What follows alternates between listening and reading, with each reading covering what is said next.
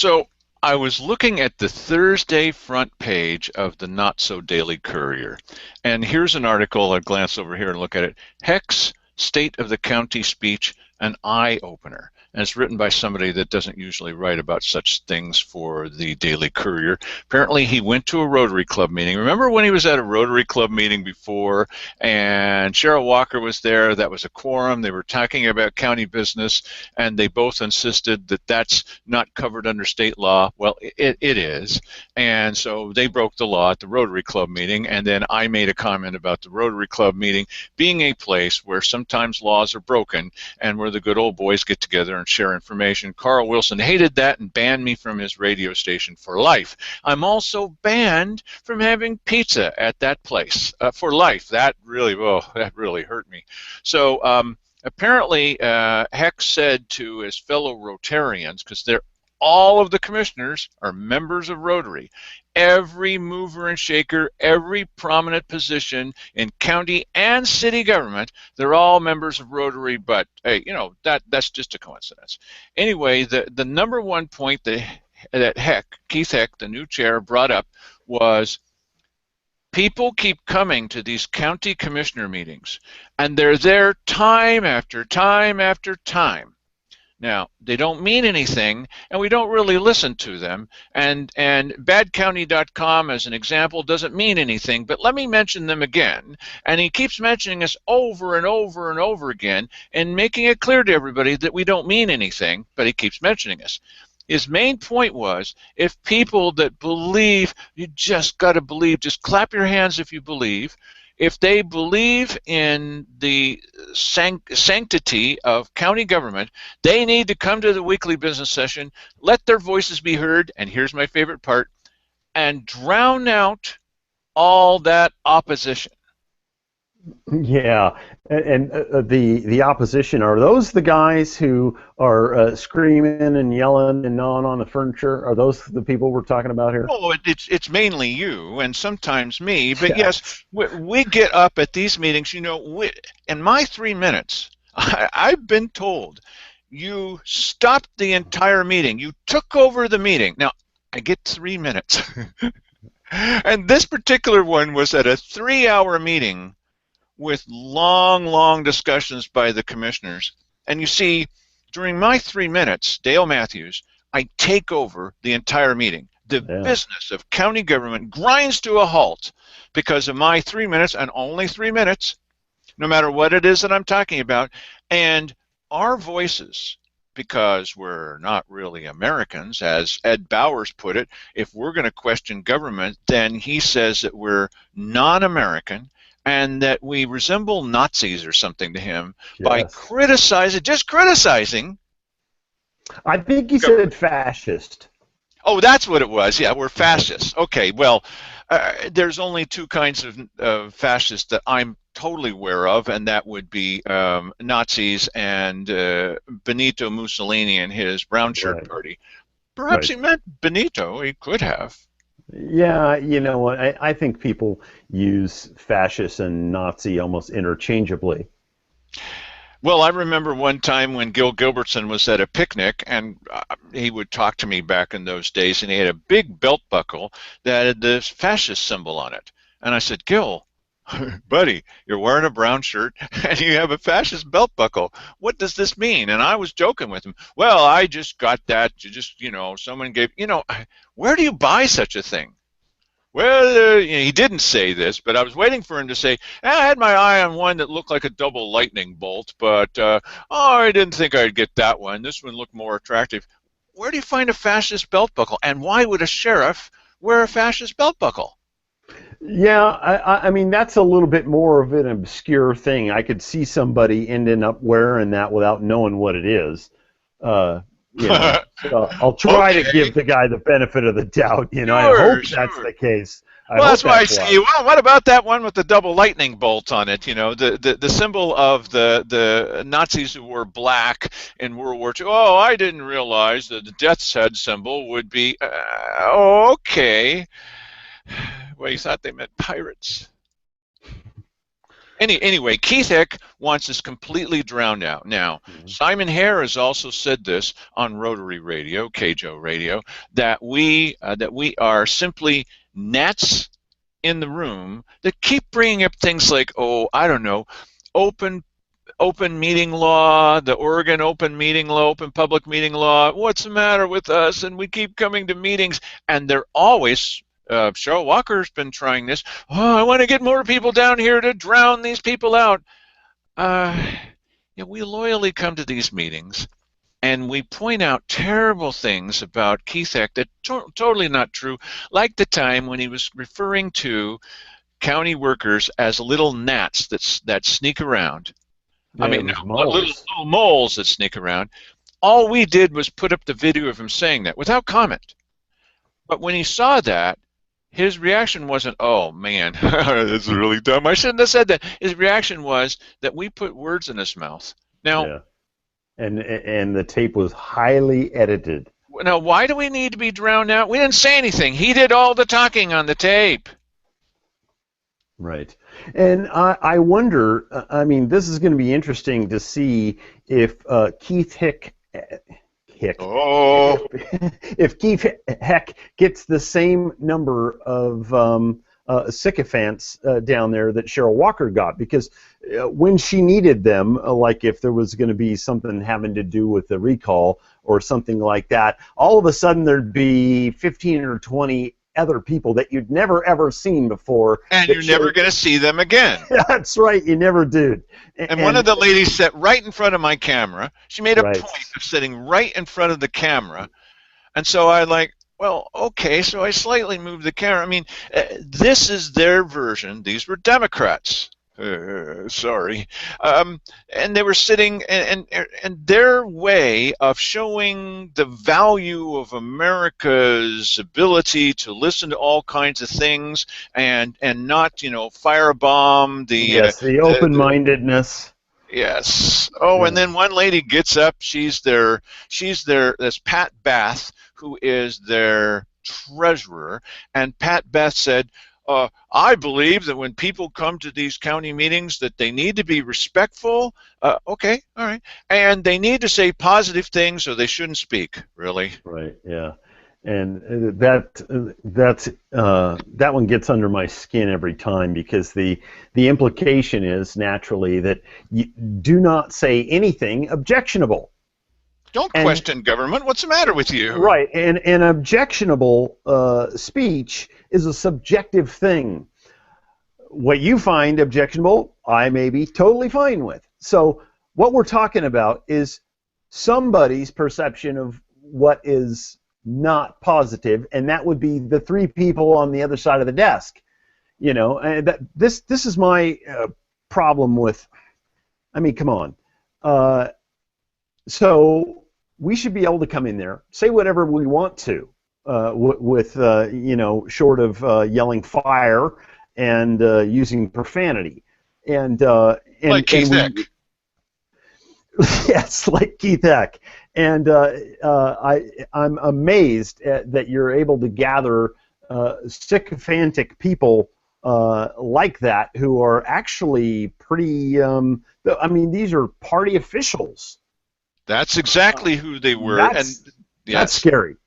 Well, I can understand where people would say, well, you don't need to call them names. You don't need to be like Keith Heck and all the rest of that. But I think at that point, one of the things I was talking about is here's Cheryl Walker, and she's reading from a piece of paper. She has this piece of paper in front of her, and she's telling us the reason that they did this is because it's written into state law. It's right here, and let me tell you what it says. And she's reading it slowly, like the school teacher that she is, and she's reading this out. The only problem is that's not what that piece of paper said, because that's not what that law says. As a matter of fact, I Googled those words, and there's no two of those words would appear next to each other in the entire Google universe.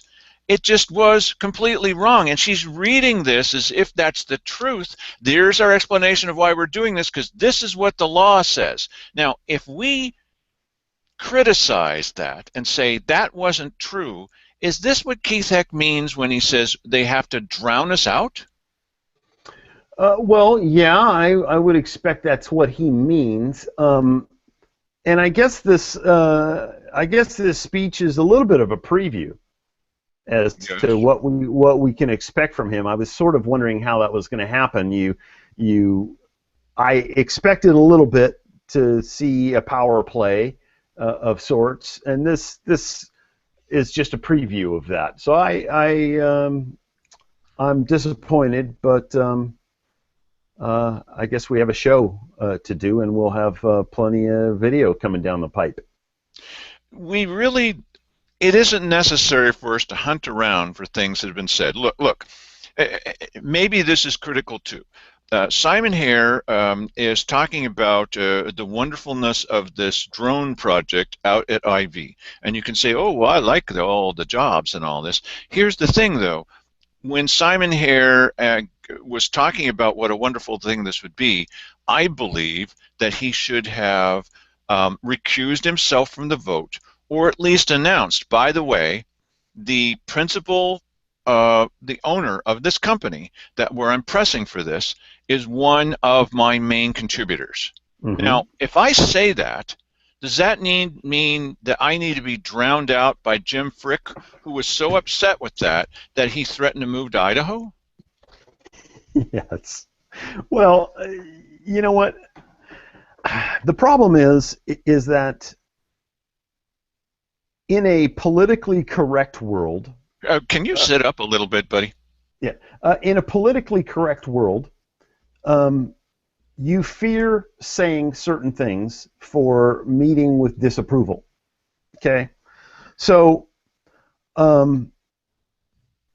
they are attempting to set up the list of things that you cannot say without being seen as a rebel rouser.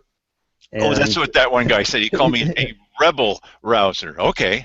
yes, and generally undesirable person. Well, the same exact circumstances take place when a polling agency calls you. Because I mean, you've been alive, you've been watching the news, you know that you're supposed to be for the sheriff, you know you're supposed to be for feeding starving children in Africa. So when they ask you if the starving children in Africa should be fed, what's the answer to that? Obviously, of course, yes. Curing world hunger in our time, yes, that's an objective everybody needs to be for. Well, and there's also, on the other side of that, there are the things that you're not supposed to say, like, yeah, I don't want to pay I don't want to pay any more in property taxes. You're not supposed to say that, and everybody knows that you're not supposed to say that. So, so this is Keith Heck laying out the guidelines. We are going to tell you what you can and can't say, and what's who are the good guys and who are the bad guys. And by the way, come down to the weekly business session and help us enforce these new guidelines. Well, Keith Heck will say things like, and we have this on tape, he said it on Rotary Radio, on KJO's radio, well, the problem with that Dale Matthews and that BadCounty.com is that those videos are posted anonymously. What? We've never posted anything anonymously. And they're all taken out of context.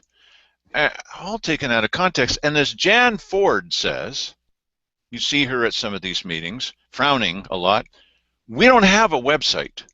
Well, of course, that's well known. There's no BadCounty.com. We refer to it all the time, but it doesn't actually exist. Yes. This is our opposition, and we must be drowned out because, as Keith Heck puts it, nobody's listening anyway. None of what we say makes any sense. Obviously, I don't know what I'm talking about, even though I come to every dang meeting. I have no idea, Dale Matthews, what I'm talking about. And therefore, pesky people like us who question government must be drowned out by all of his pals that are going to show up and point out to us, as they always do, their intelligence compared with ours, like the lady that came to support Cheryl Walker, and she said, I object to these people getting up and speaking at this podium because it says right on that wall, the rules are you must speak about agenda items, and they are not. The only problem with that, lady, is that for the decade up to now, the agenda item was comments from the public, which can be about anything that you want. Now, Right. I comment about county business, but I support the idea of Rika Brown coming up, although I find it a little repetitive, and talking about leaves and mulch and raking up and picking up litter. We need to pick up litter. I don't know if I need to hear that every week, but she's welcome to say so. Rika is one of the people that says, I should not be allowed to speak because my questions or my assumptions about county government, even if they're true, make the county government upset, and therefore I need to be cut off. And she was one of the people, along with Simon Hare, who got together with Carl Wilson to agree that we must be stopped at all costs. Yeah, and that's interesting because, and she's not the only one who gets up and says things that Ed Bowers says it. Yeah, Ed Bowers gets up there sometimes, and there are a few others who come up and they say something, and you go, kick-you-do, and that's it. No one pays any attention to them. So, I mean, if you are so wrong, why not just let you get up there and say something, and then you go, okay, next, please, and you just go on as if there's been no offense. Well, And, this is why I love it when Ed Bowers gets up, for example. I love to quote this guy. I love to play his videos. You've seen him on BadCounty.com because Ed always says things like, this is the best group of 3 commissioners we've ever had. Really? And what are the reasons for that, Ed? Yeah, I'd like to know the criteria there. That's they just are. Stop asking. Yeah, they just are. But this is his philosophy, his ideology is basically based on agreeing with whatever it is the government does. Hey, he's made that very clear. You're not guessing about that. He's made that very clear. That's what he's about. Well, so you don't hear us calling for him to be drowned out. No. Listen, if there is a line of 10 of those people before you or I get to speak, I'm totally fine with it. Yeah, absolutely. And many times I'll see new people. And it's a live thing. It goes only out on cable TV, but it's live. It's a chance to speak your mind and tell what you found out. So when we find out things like Manor Development's secret plan, and they posted it on the internet, so how secret can it be? And they have this secret plan for what they're going to do at the airport. We release that, and then we talk about it. Or when the police release the report about Simon Hare and his drinking problem, we talked about that. Now, that's not hearsay, as Cheryl Walker pointed out. That's not something that needs to be quashed. That's America. Yeah, that's true. And well,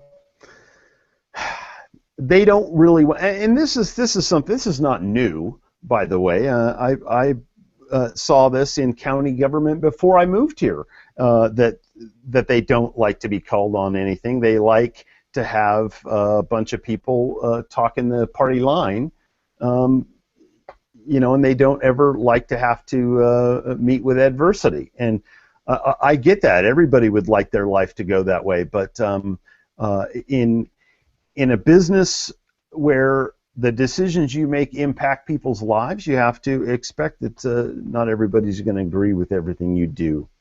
Well, I can understand a bit where if the commissioners were saying, well, you get up every week and you say totally unreasonable things that are not based at all in fact, and that you're always saying our hand is in stealing money from county government. I could see why that would wear on them, because we have no proof that that's the case. And I never even mentioned the possibility, although a lot of people probably think that. But I may say, why did you decide that when you went $100,000 over budget with this flagship project of Simon Hare, the Demick Tower, why did you decide that the people didn't need to be informed? You actually said that in the little back room, that, well, let's not tell the people. Why? Well, because, because that reflects negatively, and we shall have no negativity, only positivity. But is Ed Bowers right that by asking that question, I'm un-American? Well, no, I don't think so, but I think Ed probably would think so, because, why don't you just shut up and let the guy do his job? Well, we do. 6 days out of the week, they just do whatever they want to. We have a 3-minute segment where we can ask a question or make a comment. 3 minutes. And you mean to tell me that you need to say over and over and over again, nobody looks at this website, nobody watches their show on these nights, nobody's paying any attention. It means absolutely nothing. Absolutely. Let me tell you again how little it means. It means nothing. I'm going to mention it again. It means nothing. If it doesn't mean anything. Yes. That's a sure indication of something. Why does he keep bringing it up? So basically, I mean, the beginning of this conversation was kind of what we can expect from Keith Heck, because the speech that he gave at the Rotary was kind of a preview of that. So was there anything else in there besides please come and help me quash the dissidents? Well, things are going so well in the county that you just can't understand why anyone would have any questions about anything, except, well, we do have a few people who keep voting against the levy, and if we can just overcome those few people who happen to be every time in the majority, so maybe it's not so few, why, we'll have a glorious future if you'll just hand over more money to us. Look, we've shown you every time as county commissioners that you can depend on us to always spend the money wisely. And therefore, as Cheryl Walker has pointed out, well, when I drive to Medford, why, I only charge the county one way. You know, what else? What, you're no longer putting cream in your coffee? No, but in the meantime, they spent $600,000 on one piece of software and then tied us up that we have to pay $60,000 a year for this one piece of software, which we don't own. We can only kind of rent it, and now we've hired a new guy, and the main reason to hire this guy at pushing up towards $70,000 a year is because he knows how to keep that software running. Now, wait a minute. I don't care if you put cream in your coffee compared with that. Yeah. No, I agree. That is the goofy one. If we really knew, because this new guy that they hired, and I assume that they hired him to keep the thing running because they were having problems keeping it running. I mean, this is, what, a year and a half after the fact, and it's not talking to the other pieces of software from other departments, and so this guy's sole job. So you have the $60,000 upkeep, then you have this guy probably cost $60,000, and that's just what they're telling us about. Right. That's right. Exactly. I'm sure that there's some other discretionary stuff that is part of the budget that we never hear anything about. When the Demick Tower went over budget by $100,000 plus, they said, well, don't worry about that because it's in the budget. Now, how can this be in the budget if they can't afford 12 cents to make, literally 12 cents? You know, because you're making the copies. They can't afford that 12 cents. We have to economize. First place to economize is on transparency for the public. Yes.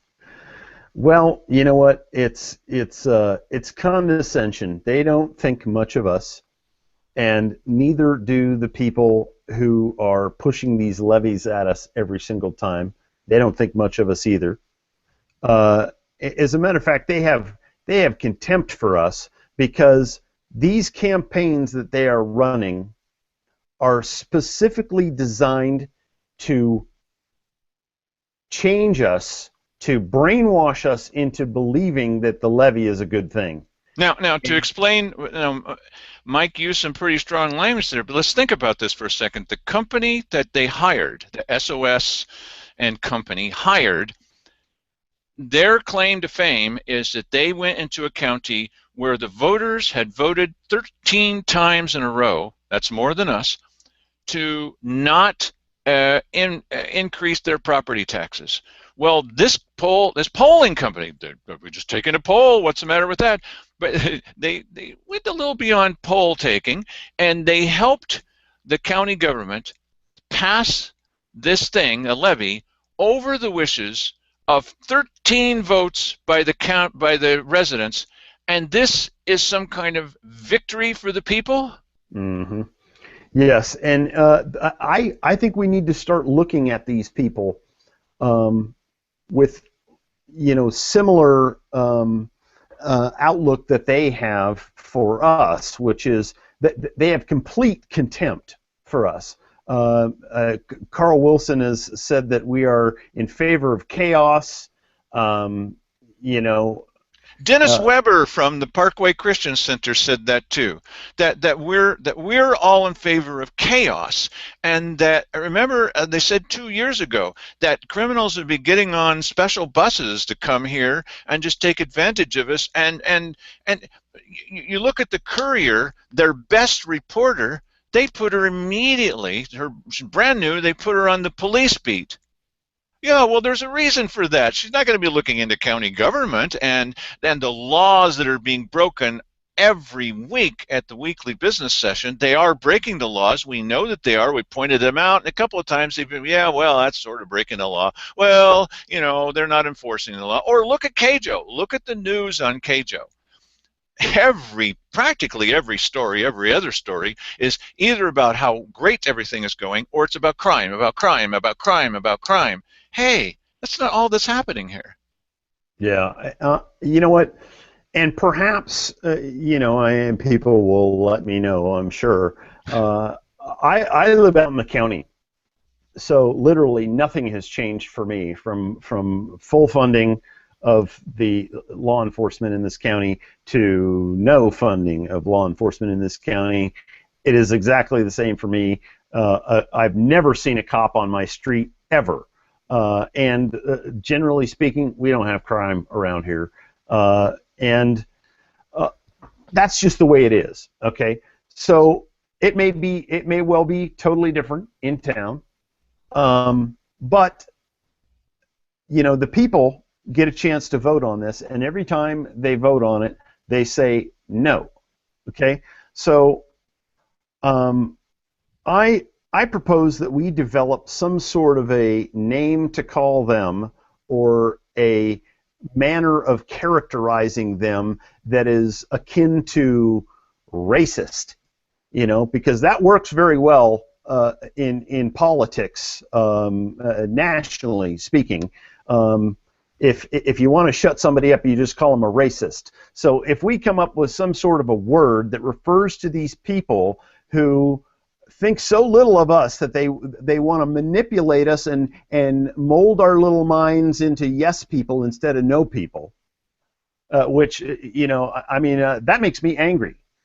So we need to have a name for them that they find as objectionable as being called a racist, because, well, if they found that objectionable, that would work, yes. Well, and listen, clearly people people fear being called a racist. So, we just need to find out, what is the word? What is the thing that these people are doing? They are the condescending overlords. They seem impervious to anything that we tell them. I mean, here you've even got Channel 10. Now, you know that we talked about this last night. You know that the TV stations out in Medford the management of the TV stations and a lot of the people working there think that we're crazy for not voting for higher taxes. I mean, they do. And Channel 10 says, well, this will finally mean, according to the sheriff, perhaps the people will have a victory. Hey, we always have a victory. That's right. Every time it comes up, we're the victorious ones. The majority, when the majority tells you again and again and again and again and again and again, no, that's not what we want, well, they just don't understand. No, we're not the ones with the learning disability.